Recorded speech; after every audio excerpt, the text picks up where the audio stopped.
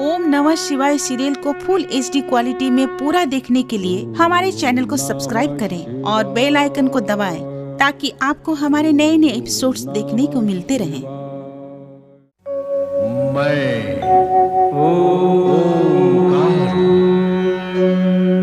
केवल अपने स्वार्थों में लिप्त रहकर दूसरों का अहित करने वालों का मैं सदा ही विनाशक हूं, किंतु परमार्थ में संलग्न प्राणियों का मैं सदा ही पालनहार हूं।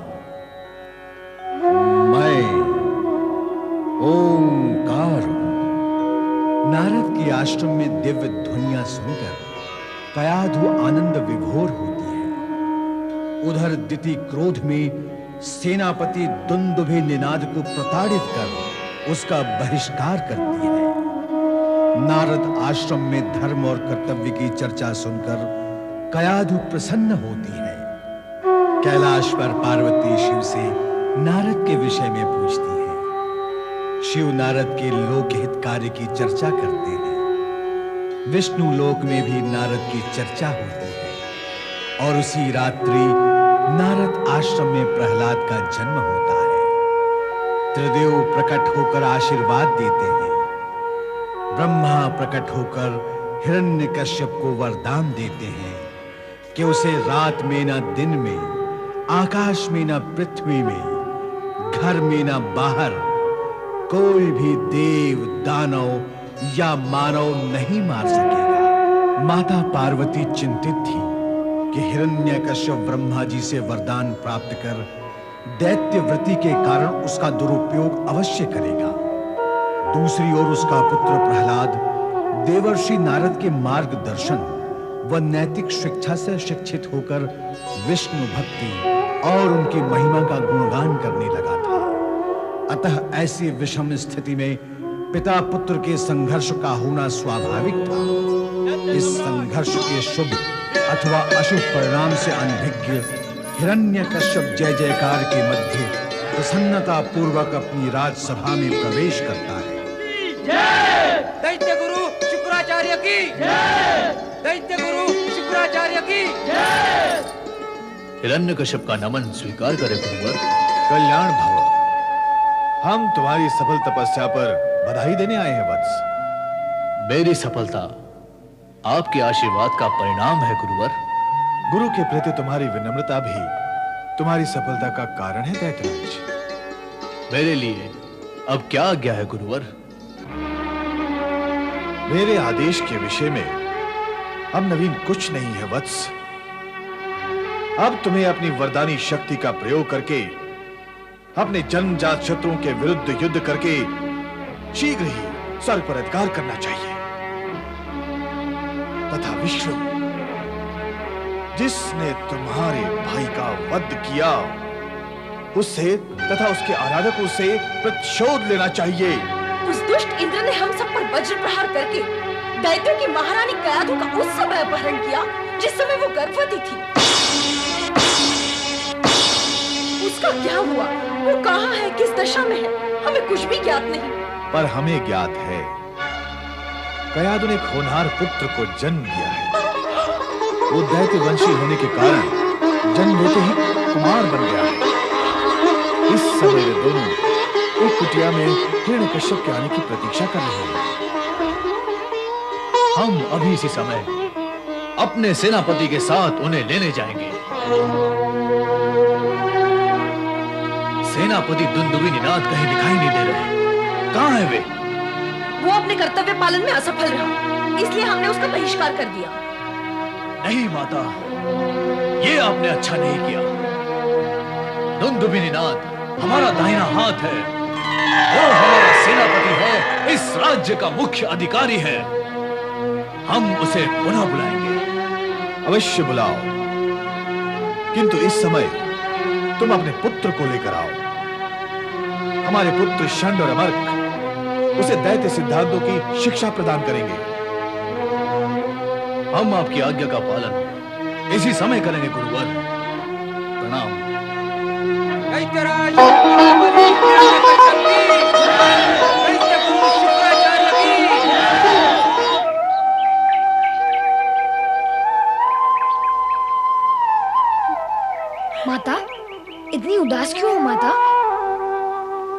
बताऊं पुत्र, देवर्षि नारद ने हम पर उपकार और कृपा करके हमें आश्रय दिया, धर्म का मार्ग बताया, किंतु पति और पतिग्रह के बिना नारी का जीवन अपूर्ण है। यदि तेरे पिता को हमारे विषय में ज्ञान होता तो वे हमें लेने अवश्य यहाँ आते। वे अवश्य आएंगे माता। मेरा मन कह रहा है कि पिताश्री शीघ्र आएंगे और हमें लेकर जाएंगे। महाबली हिरण्यकश्यप की जय। कहाँ है नारद?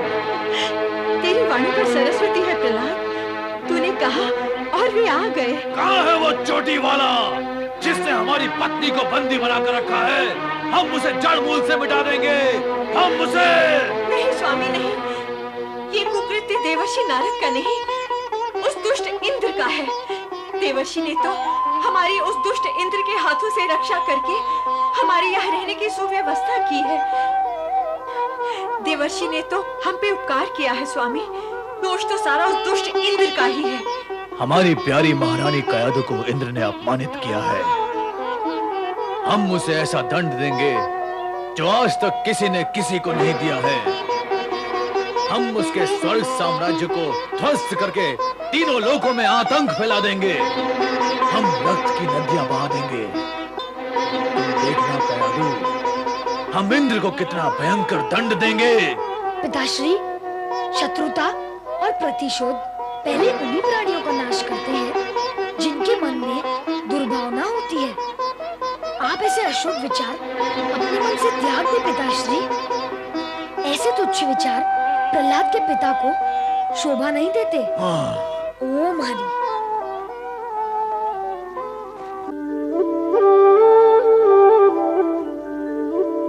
स्वामी, आप किस विचार में खोए हैं?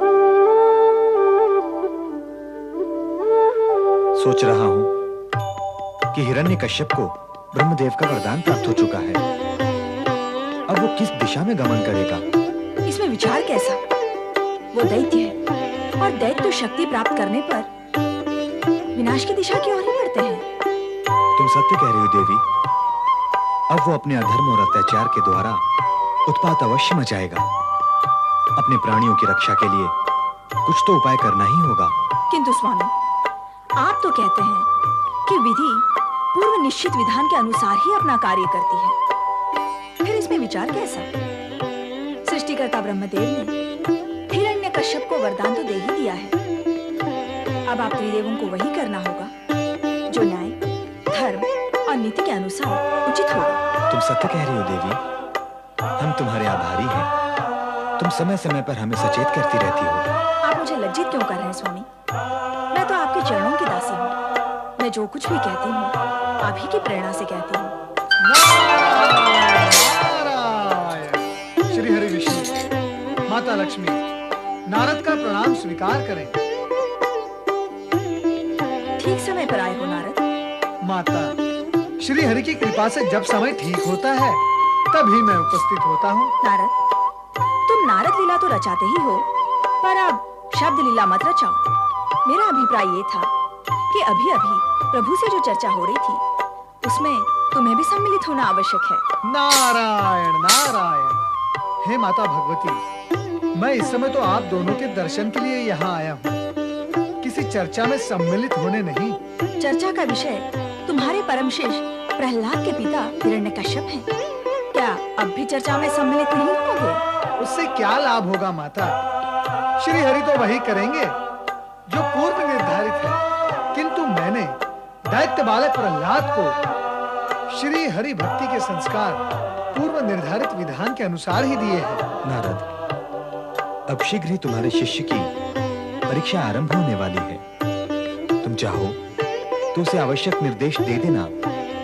उसे भक्ति की शक्ति, धर्म का मर्म और विश्वास की महत्ता अवश्य स्पष्ट कर देना। धन्य है प्रभु, आप धन्य हैं जो आपने करुणा और उदार भाव से स्थिति स्पष्ट कर दी। वैसे मुझे पूर्ण विश्वास है कि प्रहलाद विकट और प्रतिकूल परिस्थितियों में भी अपनी भक्ति, आस्था और दृढ़ता का त्याग नहीं करेगा। आपके प्रति उसकी भक्ति परीक्षा काल में उसकी रक्षा करेगी। नारायण नारायण। आपके कथन से तो ऐसा आभास होता है कि बालक प्रहलाद पर निकट भविष्य में विपत्तियों का पहाड़ी टूटने वाला हो। नारद के शब्दों से भी कुछ ऐसा ही प्रतीत हुआ। ऐसा क्यों स्वामी? हमारी चिंता करने वाली देवी लक्ष्मी को चिंता करना शोभा नहीं देता। विपत्ति जब परीक्षा का रूप धारण कर लेती है तो धर्म पर टिके रहने वाले प्राणी को असीम शक्ति की प्राप्ति होती है, और उसी के कारण ही वो हंसते खेलते विपत्तियों का सामना कर लेता है।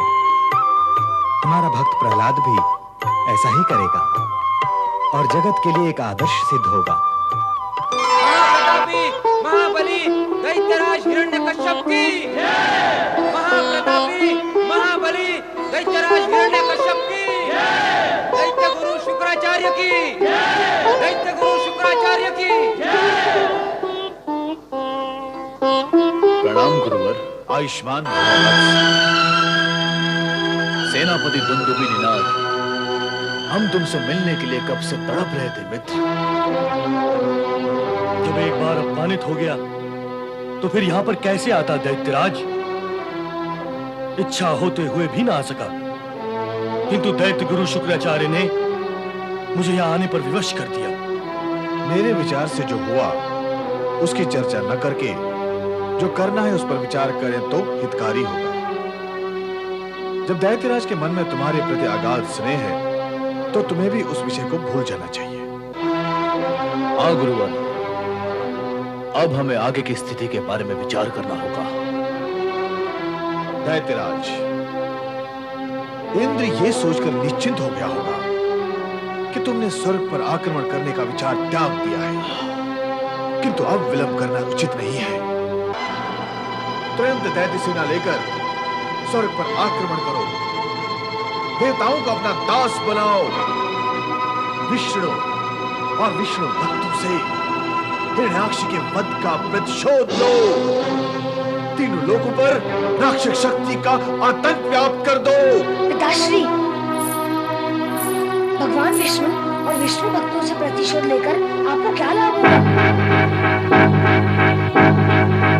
आप तो वरदानी हैं, आप जहाँ भी जाएंगे आपको सफलता मिलेगी। तो किसी पर आक्रमण करने, अत्याचार करने या आतंक फैलाने की क्या आवश्यकता है?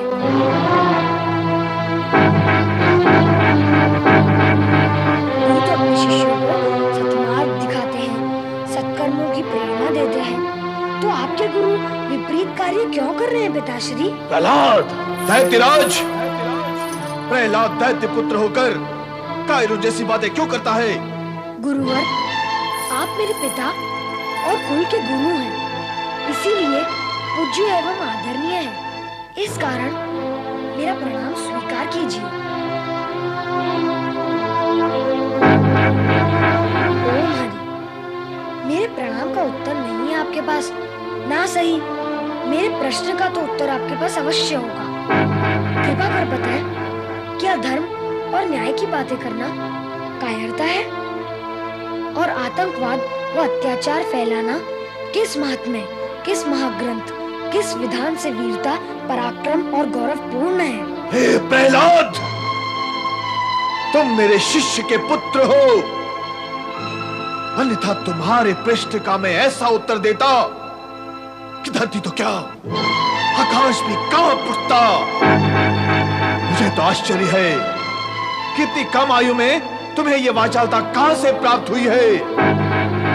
अवश्य हमारे किसी शत्रु ने तुम्हें उल्टा पाठ पढ़ा दिया है। बताओ, कौन है दैत्य का वह शत्रु जिसने दैत्य पुत्र के मन में कटुता भरकर उल्टा ज्ञान उलट दिया है? ओम हरि। गुरु तो क्रोध न करने व कटुता से दूर रहने की शिक्षा देते हैं, किंतु आप तो क्रोध में कटु शब्दों द्वारा उल्टी ही बात कर रहे हैं। मैं सोचता हूँ कि जब आप मुझ जैसे छोटे बालक को उचित ज्ञान और सही शिक्षा नहीं दे पाए, तो मेरे पिताश्री को ज्ञान और शिक्षा देते हुए न्याय कैसे किया होगा? प्रहलाद, दैत्यराज, इस समय तुम्हारे इस निर्बुद्धि पुत्र का मन भ्रमित हो रहा है। इस समय इस पर किसी शत्रु की माया चढ़कर बोल रही है। इसकी शिक्षा दैत्य परंपरा अनुसार नहीं हुई है। इसे शीघ्र ही दैत्य सिद्धांतों की शिक्षा देकर अनुशासित करना होगा, अन्यथा ये दैत्य कुल के लिए विनाशकारी सिद्ध होगा। आप सत्य कह रहे हैं गुरुवर, इसकी शिक्षा दैत्य विधि से नहीं हुई है। आप इसे इसी समय अपने आश्रम में ले जाकर दैत्योचित शिक्षा देना आरंभ करें। हमने मंत्र सिद्धि के लिए एकांत तपस्या का निश्चय किया है। हमारे दोनों पुत्र चंड और अमर्क इसे दैत्य सिद्धांतों की शिक्षा देकर प्रवीण करेंगे।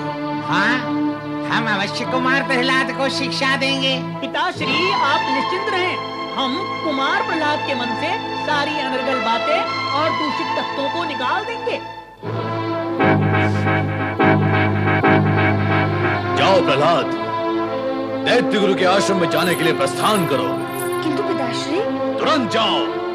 माता और पितामही का आशीर्वाद तो हमने तुम्हें कह दिया ना, शीघ्र प्रस्थान करो।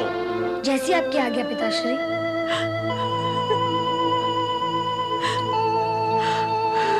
ओम हरि, ओम हरि,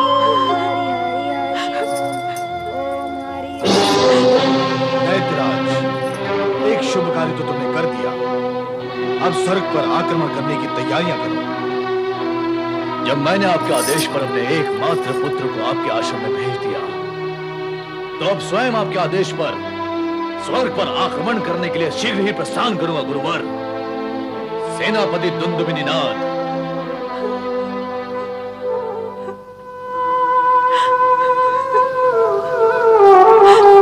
स्वामी, विषाद की ये रेखाएं आपके चेहरे से हट क्यों नहीं रही हैं? इसका कारण क्या है? जरा मुझे भी तो बताएं। बताने से भी क्या लाभ होगा देवी शची। फिर भी ये कटु सत्य तुम सुन ही लो कि हिरण्यकश्यप स्वर्ग पर आक्रमण करने के लिए निकल चुका है। यदि परिस्थिति ऐसी है तो चिंता करने से क्या होगा? आप देवसेना को तैयार करें। देवसेना तैयार है, किंतु परिणाम हम जानते हैं। वो दैत्य देवसेना को सीधा रौंदता हुआ स्वर्ग के सिंहासन तक आ पहुंचेगा और हमें भागने के लिए विवश होना पड़ेगा। आप ऐसी दुर्बलता की बातें क्यों कर रहे हैं स्वामी? साहस और पूर्ण शक्ति के साथ शत्रु का सामना करें। साथ ही देवताओं के रक्षक भगवान विष्णु से सहायता की याचना करें। भक्तों के रक्षक शिव शंकर से प्रार्थना करें तथा परमपिता ब्रह्मदेव से। इंद्राणी बस, इससे कुछ लाभ नहीं होगा। हम ये सब कुछ करके देख चुके हैं।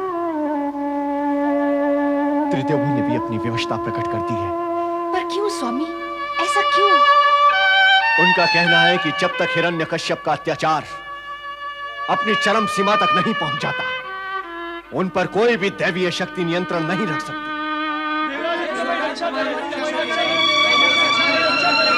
क्या हुआ देवराज, कैसे से हमारी रक्षा करें? अति निर्दयी है ये दैत्य, अत्यंत निर्दयता से प्रहार करते हैं। महाबली हिरण्यकश्यप की जय! महाबली हिरण्यकश्यप की सेनापति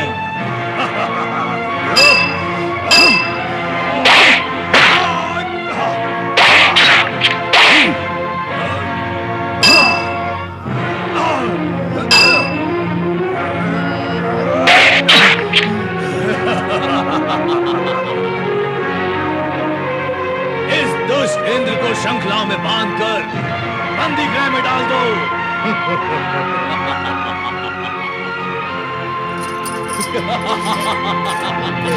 स्वामी, छोड़ दे मुझे, छोड़ दे मुझे। सैनिकों, पकड़ लो इसे।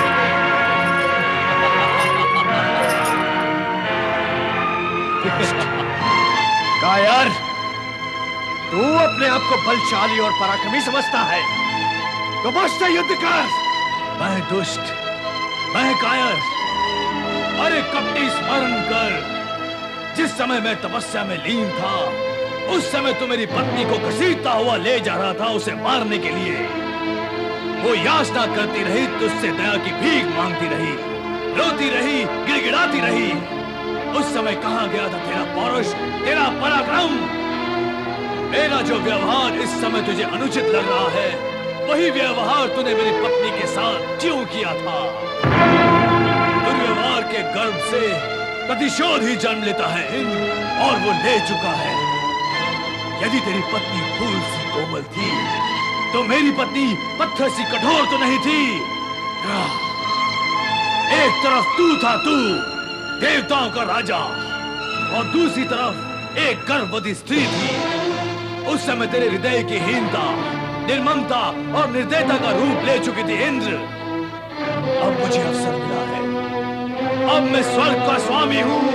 सची मेरी है और तू मेरा बंदी है। दैत्यराज, एक असहाय स्त्री पर किया गया अत्याचार विनाश का कारण बनता है। अरे सुमुखी, ये शिक्षा और ज्ञान तूने अपने इस दुष्ट पति इंद्र को क्यों नहीं दिया? यदि दिया होता तो आज इस दृश्य की रचना ही ना हुई होती। नारायण नारायण। दैत्यराज, आप तो वरदानी वीर हैं। जैसा दूसरा करे वैसा आप भी करें। ये आप जैसे वीर योद्धा को शोभा नहीं देता। क्यों शोभा नहीं देता? इसलिए दैत्यराज कि शत्रु को नीच काम करने के लिए अपने चरित्र से नीचे उतरना पड़ता है, और फिर उसे नीचा दिखाने के लिए आपको स्वयं भी नीचे उतरना होगा। और नीचे उतरने का अर्थ ये होता है कि आप स्वयं भी नीच, तुच्छ और छोटे बन जाते हैं। और फिर छोटे चरित्र वाला भला कहाँ और कब शोभा पाता है? परंतु हम ये कैसे भूल जाएं कि इस दुष्ट ने हमारी पत्नी पर अत्याचार किए थे। नारायण नारायण। दैत्यराज, शत्रु की छोटी बातें ना भूलना, ये भी तो छोटापन है। भूलने में ही बड़प्पन है दैत्यराज। शत्रु यदि अपकर्म करे और फिर आप भी करें, तो आप में और शत्रु में अंतर ही क्या रह जाता है? इसीलिए कहता हूं दैत्यराज कि निर्बल और निस्सहाय स्त्री पर अत्याचार ना करें। ये आप जैसे योद्धा और वीर दैत्यराज को शोभा नहीं देता। नारद, तुम इस दुष्ट इंद्र से ये पूछो कि इसने एक असहाय स्त्री पर अत्याचार क्यों किए थे? किंतु उस समय दैत्यराज मैंने आपकी पत्नी कयादु की सहायता भी तो की थी, और आज आप देवी शची पर अत्याचार कर रहे हैं। इसीलिए मैं उनकी रक्षा करने के लिए यहाँ उपस्थित हुआ हूँ। मेरी आपसे विनती है कि आप उन्हें मुक्त कर दें। इस चोटी वाले के मधुर वाणी में सम्मोहन है दैत्यराज, लेकिन आप इसके प्रभाव में न रहें। कहीं इसकी बात मानकर आपके प्रतिशोध का विचार न बदल जाए। कहाँ फंस गए नारद इन दैत्यों के मध्य? ये तो सुनने को तैयार ही नहीं। ये दैत्य मधुर वाणी भले ही ना सुने, किंतु अपनी प्रशंसा अवश्य सुनेंगे। क्या विचार कर रहे हो नारद? मैं यही कि आप महाबली, महापराक्रमी, स्वर्गाधिपति सम्राट हिरण्यकश्यप के वीर सेनापति हैं। युद्ध कला में निपुण, रणनीति में चतुर होते हुए भी आप मेरी मधुर वाणी पर शंका कर रहे हैं। क्या आप मेरी कठोर वाणी सह सकेंगे? नहीं। क्या आप मेरी कटु वाणी को सहन कर पाएंगे? कदापि नहीं। यदि मैं आपके अहित में बोलूं तो सहन कर पाओगे? ऐसा साहस ना करना नारद। नारायण नारायण। तो फिर आप मुझे मधुर वाणी में ही बोलने दें। इसी में सभी का हित है। क्या है हमारे हित में? यही कि आप देवराज इंद्र और देवगण को कुछ समय तक अपना दास बना लें। देवर्षि, ये क्या कह रहे हैं आप? देवराज, मैं नहीं, समय, परिस्थिति यही कह रही है। देवी सची की मुक्ति के लिए यही एकमात्र उपाय है। कुछ समय तक आप हिरण्यकश्यप की सेवा करें। नारद, ये तुम इंद्र के कान में क्या फुसफुसा रहे हो? नारायण नारायण। कुछ नहीं दैत्यराज, कुछ नहीं। मैं इन्हें ये कह रहा था कि ये अपनी नाक नीची रखे और आपकी सेवा करे। तो क्या इंद्र हमारी सेवा करेगा? अवश्य करेंगे, अवश्य करेंगे। क्यों नहीं करेंगे? आप केवल देवी शची को मुक्त कर दें, फिर स्वयं देवराज इंद्र और देवगण आपकी सेवा करेंगे।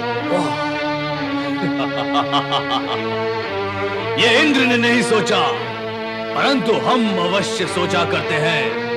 हमारी शत्रुता उसकी पत्नी से नहीं, उससे है। जाओ, हम तुम्हें यहां से जाने की आज्ञा देते हैं। देवी शची, ये सब क्या हो गया स्वामी? देवी शची, ये समय विलाप का नहीं है। देवर्षि की परामर्श के अनुसार कार्य करो और अनुकूल समय आने तक अज्ञातवास में रहो। क्यों? हमारे साथ ही क्यों ऐसा बार-बार होता है? देवी शची, संभालो, संभालो अपने आप को। जाओ, बुद्धि से कार्य करो।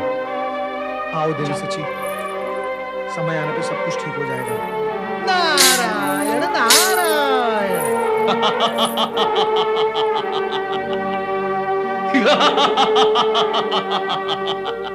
असहाय और विवश इंद्र दैत्यराज के सम्मुख ना तो अपने मनोभावों को प्रकट करने की स्थिति में थे और ना ही अपने साहस और शूरवीरता का प्रदर्शन कर सकते थे।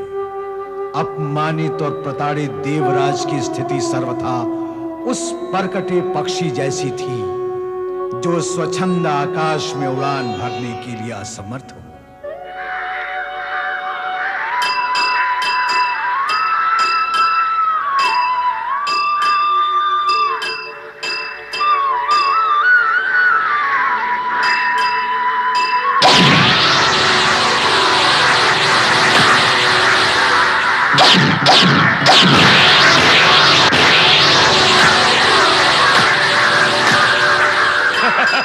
धनुर्धारी अंधकासुर की जय। धनुर्धारी अंधकासुर की जय। धनुर्धारी अंधकासुर की जय। अंधा है फिर भी सही लक्ष्य पर जाता है उसका बाण। शब्द भेदी बाण चलाता है ना। हाँ रे, हम तो अपने 2 नेत्रों से भी इतना सही लक्ष्य नहीं ले सकते। ओम ओम हरि हरि, ओम ओम हरि हरि, ओम ओम हरि हरि। कौन आया इधर? हम हैं अंधकासुर, दोनों भाई। हम शंख और ये अमर्क। नहीं नहीं, तुम दोनों नहीं, तुम 3। ये तीसरा मधुरवाणी वाला कौन है? ये तो तुम्हारा छोटा चचेरा भाई प्रहलाद है। मेरा चचेरा भाई प्रहलाद यहाँ? हाँ, हम इसे दैत्य कुल की शिक्षा देने के लिए यहाँ लाए हैं। मेरा प्रिय भाई प्रहलाद। अच्छा हुआ भैया प्रहलाद, तुम यहाँ आ गए। अब यहीं रहकर शिक्षा प्राप्त करना। दैत्य गुरु शुक्राचार्य के आश्रम में तुम ऐसे चमत्कारी शस्त्र अस्त्रों की अद्भुत शिक्षा ग्रहण करोगे कि तुम्हारी दैत्य शक्ति देखकर शत्रु भय से थरथर कांपने लगेंगे। भैया अंधक, कौन है हमारे शत्रु और किसे थरथर कंपाना है? और ऐसी शिक्षा व शक्ति का लाभ ही क्या जो निर्दोष प्राणियों को कष्ट पहुंचाए, उनका रक्त बहाए। शिक्षा तो प्राणियों में प्रेम, अहिंसा और सत्य का ज्ञान जगाकर उन्हें समीप लाती है। घृणा, हिंसा और मिथ्या का प्रचार करना शिक्षा का कार्य नहीं है। शिक्षा तोड़ने का नहीं, जोड़ने का कार्य करती है। प्रहलाद, तुम्हारी ऐसी ही विचित्र बातों ने राजसभा में तुम्हारे पिता हिरण्यकश्यप और दैत्य गुरु शुक्राचार्य को क्रोधित कर दिया था। वहाँ तुम्हारी बातें और व्यवहार किसी को अच्छा नहीं लगा था, इसीलिए तुम्हें आश्रम में भेजा गया। और यहाँ आकर भी तुम वैसी बातें करने लगे। यहाँ ऐसी बातें करना वर्जित है। ऐसा करना नहीं प्रहलाद। पता नहीं क्यों तुम्हारे मन में दैत्य विरोधी भावनाओं का विष क्यों भरा हुआ है, किंतु हम तुम्हारे मन से ये सारा का सारा विष निकाल कर रहेंगे। इसीलिए तो हम तुम्हें यहाँ लेकर आए हैं। तुम जिसे विष कहते हो, मैं उसे अमृत कहता हूँ। और तुम्हारे मन में जो भावनाएं हैं, तुम उन्हें अमृत समझते हो, किंतु मैं उन्हें विष कहता हूँ। अब यहाँ आया हूँ तो प्रभु की कृपा से तुम्हारे भीतर के विष को बाहर निकालने का कार्य भी करूँगा। मुझे शिक्षा देने योग्य यदि तुम्हारे पास कुछ अच्छी बातें होंगी तो मैं उन्हें भी अवश्य ग्रहण करूँगा, किंतु करुणा और परोपकार की शिक्षा तो तुम्हें मुझसे ही ग्रहण करनी होगी। प्रहलाद भैया, समझ में नहीं आता, इतनी कम आयु में ऐसी ऐसी बातें तुमने कहां से जान ली? अंतर चेतना और सद्भावना से। क्या क्या बोला तुमने? अंतर चेतना और सद्भावना? क्या होता है ये सब? सारे जगत और जगत के सारे प्राणियों से प्रेम करते हुए उनके हित और उपकार की भावना को सद्भावना कहते हैं। मन में जब सद्भावना होती है तो बड़े सुंदर सुंदर अच्छे अच्छे विचार अपने आप ही मन में आने लगते हैं। भीतर की चेतना जागृत होकर विचित्र ज्ञान देने लगती है। क्या क्या ऐसी चेतना और ज्ञान सभी को मिलता है? नहीं, सभी को नहीं, केवल उनको जो सभी से प्रेम करते हैं और सभी प्राणियों का हित और उपकार करते हैं। पर भैया प्रहलाद, हमने तो दैत्य कुल में जन्म लिया है। यहाँ प्रेम, हित और उपकार जैसी बातें ही नहीं होती। जन्म दैत्य कुल में ले अथवा देव कुल में, उससे क्या अंतर पड़ता है? तन और मन सभी का एक जैसा होता है। मन में अच्छी भावनाएं हो तो दैत्य भी देव बन सकता है, और मन में विकार हो तो देवता भी दैत्य बन सकता है। सारी रचनाएं मन से आरंभ होती है। प्रहलाद यद्यपि आयु में छोटा है किंतु है चतुर। अपने तर्कों द्वारा अपने से बड़ों को चुप कर सकता है। अब यदि हमने भी शीघ्र ही इसे अपनी चतुराई से दैत्य विद्या में शिक्षित नहीं किया तो पिता शुक्राचार्य के क्रोध का भाजन बनना पड़ेगा। तब तो हमें शीघ्र ही इसे वश में करने का उपाय सोचना होगा। पर उपाय कैसे सोचेंगे? पिता से पूछ भी तो नहीं सकते, वो तो मंत्र सिद्धि के लिए अज्ञातवास गए हुए हैं। तो क्या हुआ? अरे वो जहाँ भी होंगे हम उन्हें ढूंढ लेंगे। तो चलो चलो। हाँ? तुम्हारी बातें सुनकर मन को बहुत अच्छा लगता है भैया प्रहलाद। हाँ, बहुत अच्छा लगता है। हाँ भैया, हमें ऐसी अच्छी बातें सुनाया करो। केवल अच्छी बातें सुनने से कुछ नहीं होता, उनको सुनकर अच्छा आचरण भी करना पड़ता है। वो कैसे हो सकता है? हमें तो कठिन लगता है। प्रभु भक्ति से सब सरल हो जाता है। प्रभु भक्ति? हाँ नंद भैया, इस जगत में नारायण नाम और नारायण भक्ति से बढ़कर अन्य कुछ भी श्रेष्ठ नहीं है। पर दैत्य तो स्वर्ग के सिंहासन को ही श्रेष्ठ मानते हैं। उसे प्राप्त करके सुख, सुविधा, संपन्नता प्राप्त हो जाती है। सुख, सुविधा और संपन्नता प्राप्त करना जीवन का परम अथवा अंतिम लक्ष्य नहीं है, इसीलिए दैत्य गुरु इसी ओर भागते हैं।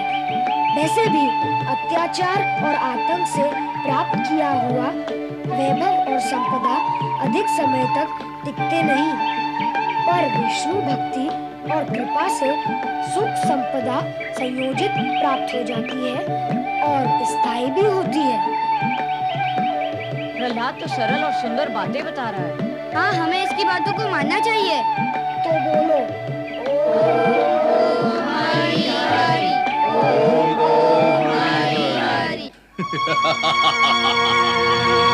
अरे इंद्र, तुम्हें हमारी बातों को तो मानना ही होगा। यदि तुम हमारे दास बने हो तो फिर दास का कर्तव्य पूर्ण करो।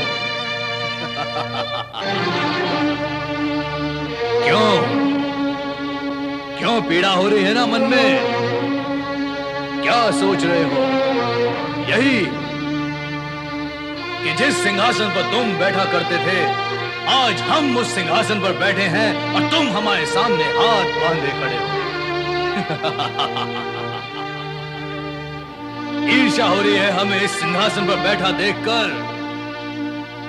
तो इस ईर्ष्या को मिटाने का केवल एक उपाय है, और वो है मदिरा पान। मदिरा के सेवन से मन की सारी ईर्ष्याएं समाप्त हो जाती हैं इंद्र।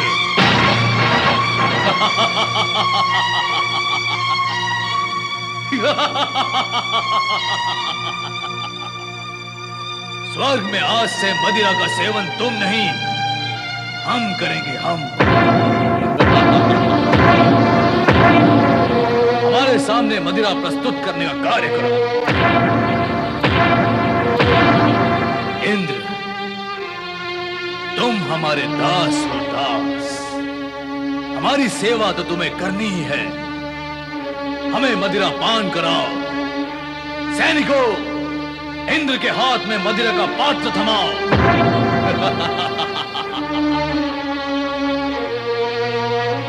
लो।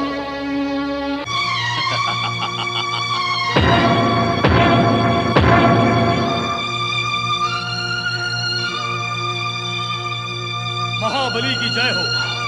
जय हो महाबली। महाबली, इन दुष्ट देवताओं ने पृथ्वी के सभी ऋषि मुनियों और विष्णु भक्तों के साथ मिलकर हम दैत्यों के विरुद्ध षड्यंत्र रचना आरंभ कर दी है। दैत्यराज, ये ऋषि यज्ञ सामग्री चुपचाप देवताओं को अर्पित करके उन्हें बलवान बना रहे हैं और साथ ही विष्णु की भक्ति करके उसे प्रसन्न करने का प्रयत्न कर रहे हैं, ताकि वो विष्णु स्वर्ग पर आक्रमण करने की योजना बना सके।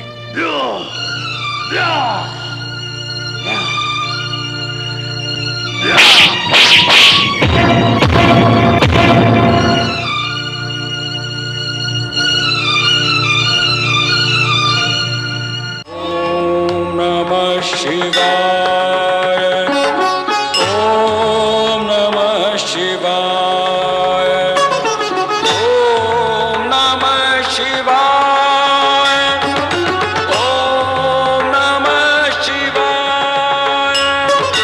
ओम नमः शिवाय। ओम नमः शिवाय।